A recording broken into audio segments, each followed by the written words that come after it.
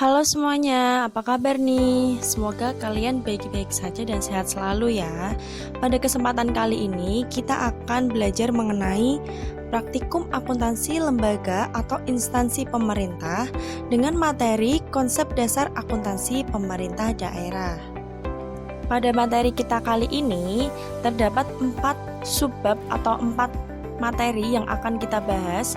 Yang pertama adalah organisasi sektor publik, yang kedua ruang lingkup akuntansi pemerintah, yang ketiga adalah penyusunan kebijakan akuntansi, dan yang keempat adalah sistem pembukuan. Nah, pertama kita akan membahas tentang organisasi sektor publik.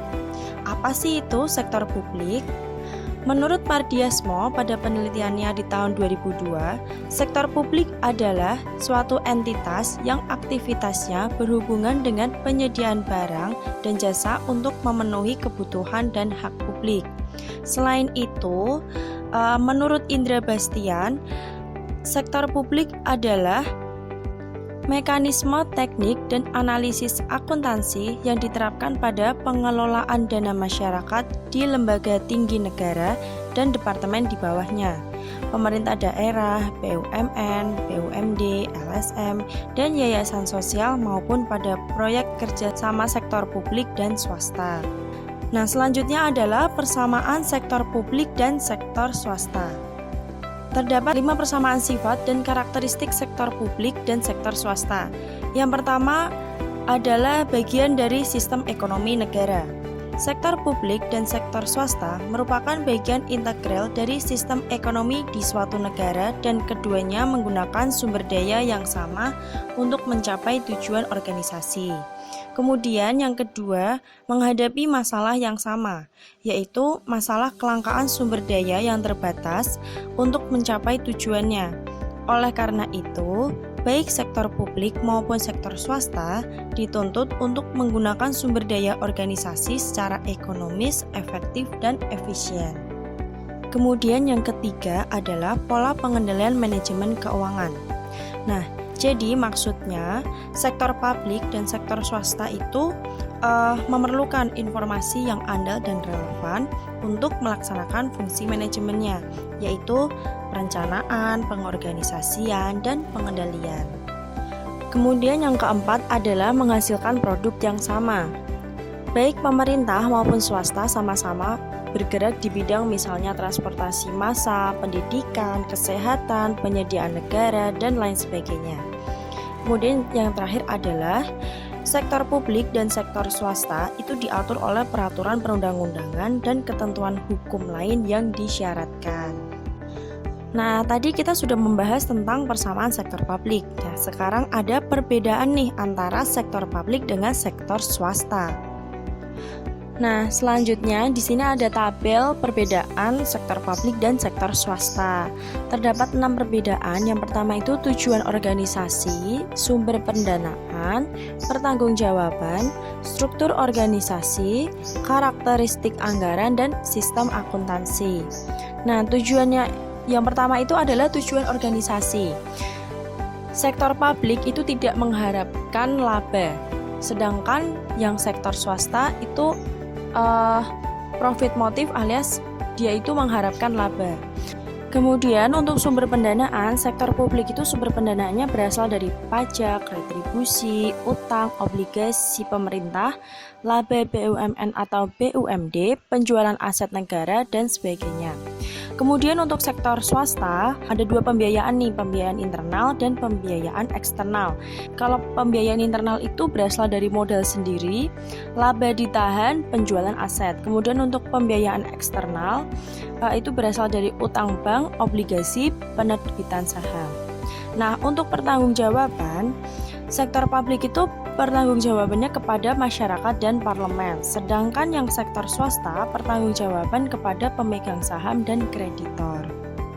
Selanjutnya adalah membahas tentang komponen lingkungan sektor publik. Terdapat 4 komponen lingkungan sektor publik. Yang pertama itu faktor ekonomi.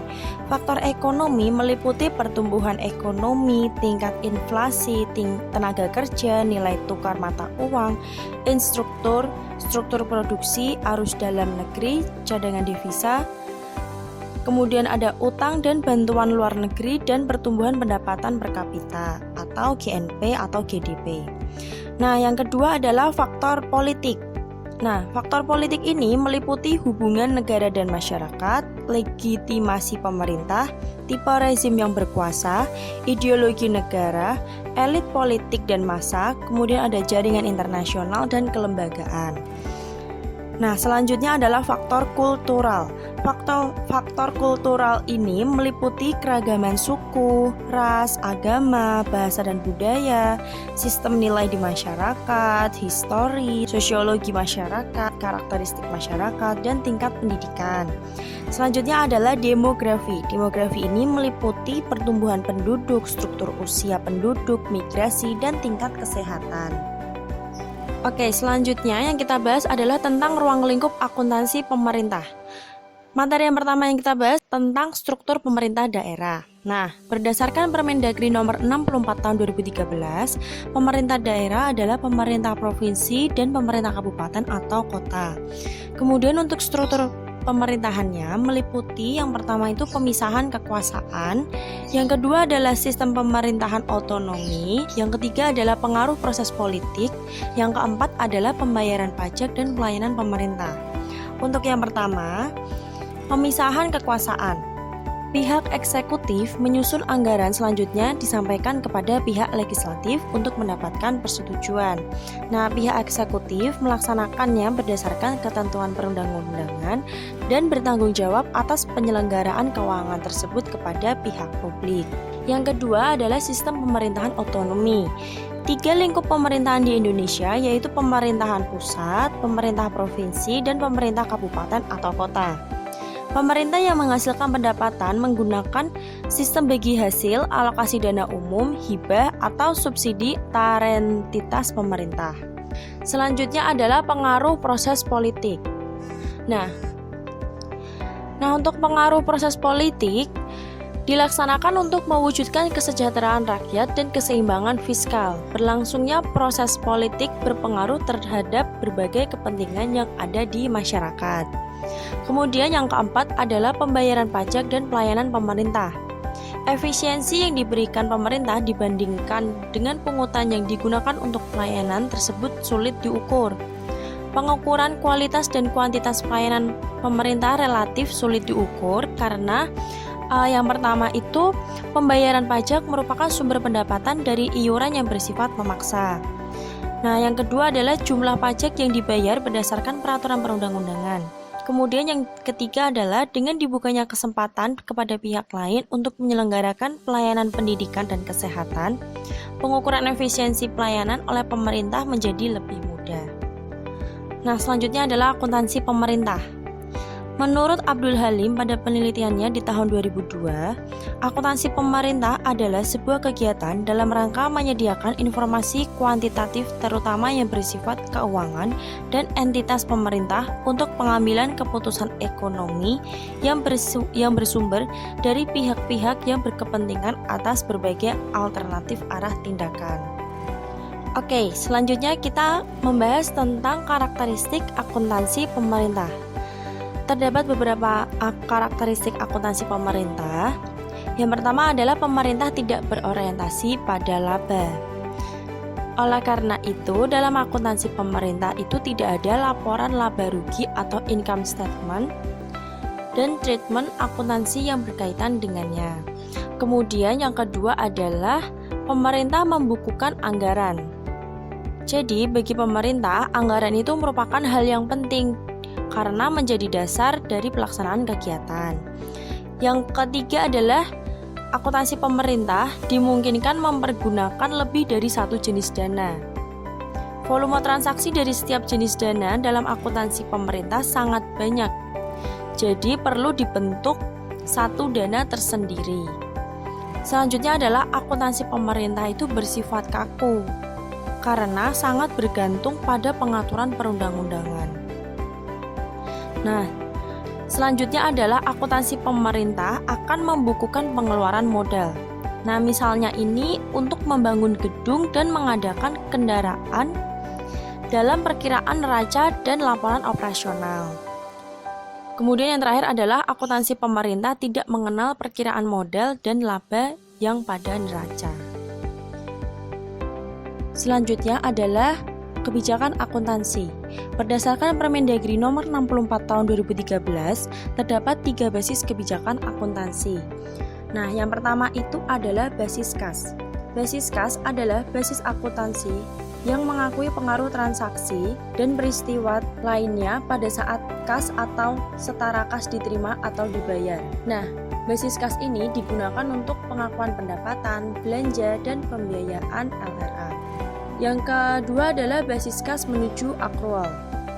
Adalah basis akuntansi yang mengakui pendapatan, belanja, dan pembiayaan berbasis kas serta mengakui aset, utang, dan ekuitas dana berbasis akrual.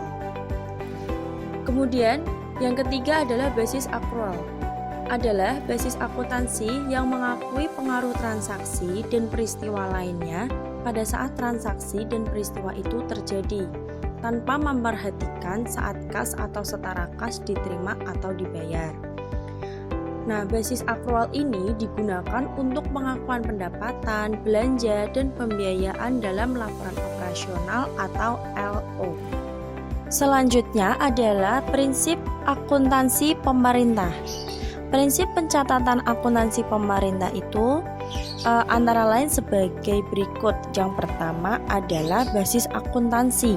Basis akuntansi yang digunakan dalam laporan keuangan pemerintah adalah basis akrual untuk pengakuan pendapatan laporan operasional, beban, aset, kewajiban, dan ekuitas. Dalam hal peraturan perundangan, mewajibkan disajikannya laporan keuangan dengan basis kas. Entitas wajib menyajikan laporan demikian. Nah, yang kedua adalah prinsip nilai historis. Aset dicatat sebesar pengeluaran kas dan setara kas yang dibayar atau sebesar nilai wajar dari imbalan untuk memperoleh aset tersebut pada saat perolehan. Kemudian kewajiban dicatat sebesar jumlah kas dan setara kas yang diharapkan akan dibayar untuk memenuhi kewajiban tersebut di masa yang akan datang. Yang ketiga adalah prinsip realisasi. Dalam akuntansi komersial digunakan prinsip penandingan antara biaya dan pendapatan pada suatu periode akuntansi. Akuntansi pemerintah menggunakan prinsip realisasi ini, maksudnya adalah pendapatan yang tersedia dan telah diotorisasikan melalui anggaran pemerintah pada 1 tahun fiskal akan direalisasikan untuk membayar utang dan belanja pada periode tersebut. Kemudian yang keempat adalah prinsip substansi mengungguli bentuk formal. Informasi dimaksudkan untuk menyajikan dengan wajar transaksi serta peristiwa lain yang seharusnya disajikan. Nah, transaksi tersebut perlu dicatat dan disajikan sesuai dengan substansi dan realitas ekonomi. Kemudian prinsip periodisitas. Kegiatan akuntansi dan pelaporan keuangan perlu dibagi menjadi periode pelaporan sehingga kinerja entitas dapat diukur dan posisi sumber daya yang dimilikinya dapat ditentukan. Periode utama yang digunakan adalah tahunan, kemudian periode bulanan, triwulan, dan semesteran juga dianjurkan. Selanjutnya adalah prinsip konsistensi. Perlakuan akuntansi yang sama diterapkan pada kejadian yang serupa dari periode ke periode oleh suatu entitas pelaporan. Metode akuntansi yang dipakai dapat diubah dengan syarat bahwa metode yang baru diterapkan mampu memberikan informasi yang lebih baik dibanding sebelumnya. Selanjutnya adalah prinsip pengungkapan lengkap.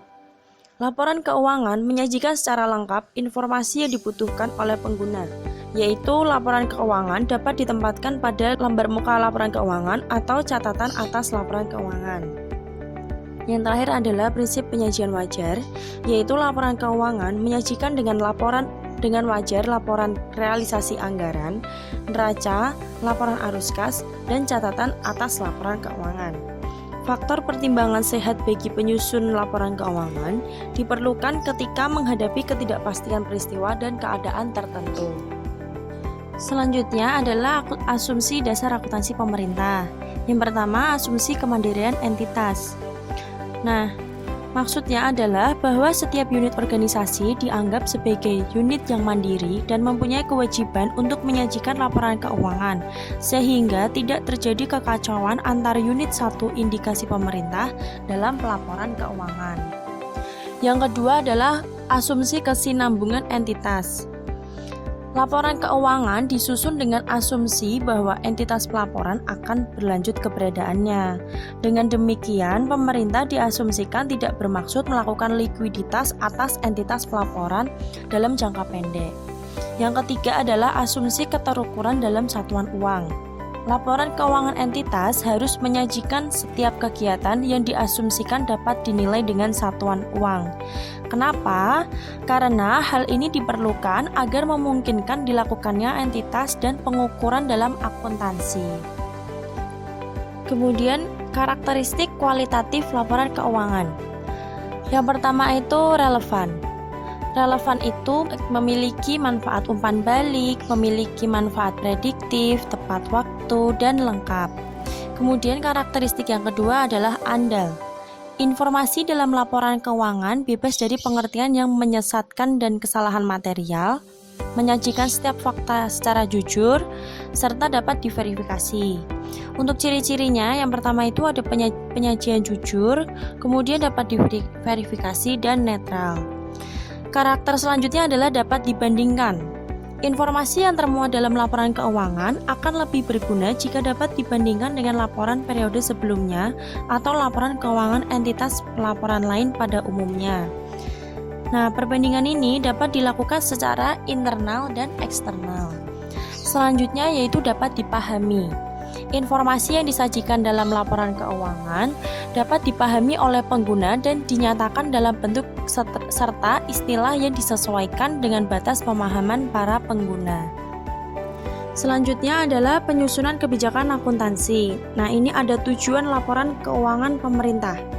Untuk tujuan umum adalah menyajikan informasi mengenai posisi keuangan, realisasi anggaran, saldo anggaran lebih, arus kas, hasil operasi, dan perubahan ekuitas suatu entitas pelaporan yang bermanfaat bagi para pengguna dalam membuat dan mengevaluasi keputusan mengenai alokasi sumber daya. Sedangkan tujuan khususnya yang pertama adalah menyajikan informasi yang berguna untuk pengambilan keputusan dan untuk menunjukkan akuntabilitas entitas atas sumber daya mengenai posisi keuangan dan transaksi-transaksi yang dilakukan oleh suatu entitas.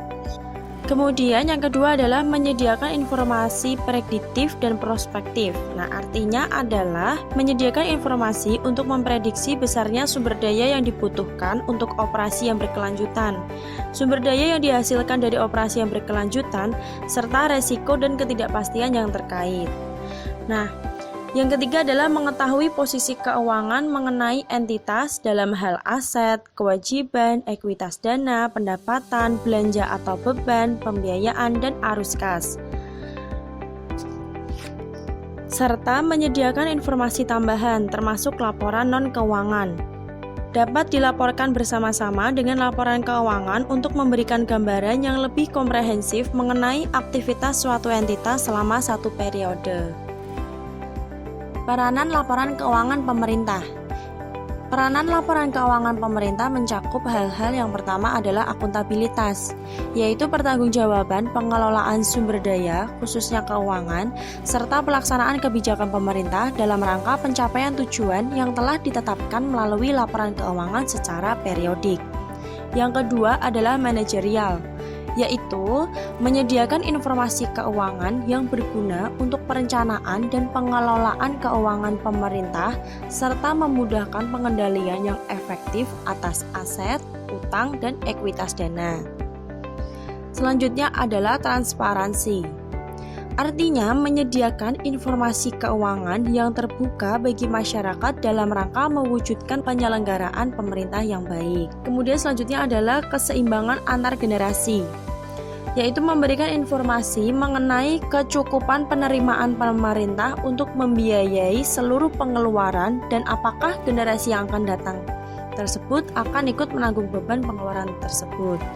Selanjutnya adalah evaluasi kinerja. yaitu mengevaluasi kinerja entitas pelaporan, terutama dalam penggunaan sumber daya ekonomi yang dikelola pemerintah untuk mencapai kinerja yang direncanakan. Sistem pembukuan. Terdapat dua sistem pembukuan. Yang pertama, sistem pembukuan tunggal atau single entry, yang kedua adalah pembukuan berpasangan atau double entry. Jadi, sebelum ada Undang-Undang Nomor 17 Tahun 2003, pengelolaan keuangan negara dilakukan dengan pencatatan tunggal atau single entry dengan menggunakan basis kas. Akuntansi pemerintahan pada saat itu sangat sederhana. Buku yang digunakan yaitu buku kas umum atau BKU, buku kas tunai, buku bank, buku pengawasan dana uang yang harus dipertanggungjawabkan atau UYHD, buku pengawasan kredit anggaran per mata anggaran, buku persekot, buku pungutan dan penyetoran pajak. Laporan yang dibuat pada saat itu dibuat sangat sederhana. Antara lain yaitu laporan keadaan kas atau LKK dan laporan keadaan kredit anggaran atau LKKA. Jadi, laporan yang dibuat itu tidak memerlukan waktu yang lama dan sumber daya manusia yang mengerjakan itu tidak harus profesional. Tetapi ada kekurangannya juga, yaitu kurang informatif karena hanya berisikan informasi tentang aset dan kewajiban. Nah, sistem pembukuan tunggal itu merupakan sebagian kecil dari akuntansi. Oleh karena itu, dalam akuntansi terdapat sistem pencatatan yang lebih baik dan dapat mengatasi kelemahan-kelemahan tadi. Sistem ini disebut dengan sistem double entry. Kemudian untuk selanjutnya adalah pembukuan berpasangan atau double entry. Tata buku berpasangan atau double entry yaitu pencatatan debit dan kredit. Sejak digunakannya sistem buku berpasangan, setiap pencatatan transaksi harus dianalisis terlebih dahulu. Rasionalnya, setiap transaksi akan mempengaruhi persamaan akuntansi, baik sisi debit di sebelah kiri dan sisi kredit di sebelah kanan. Tata buku berpasangan atau double entry akan mencatat setiap transaksi di dua buku yang berbeda. Nah, dalam sistem pembukuan berpasangan ini, pengaruh ganda atau dua sisi dari setiap transaksi akan dicatat pada akun-akun yang tepat. Sistem ini juga menjadi satu cara untuk membuktikan keakuratan jumlah yang dicatat. Jika setiap transaksi dicatat dengan jumlah debit dan debit kredit yang sama, jumlah seluruh debit pada akun harus sama dengan jumlah seluruh kreditnya.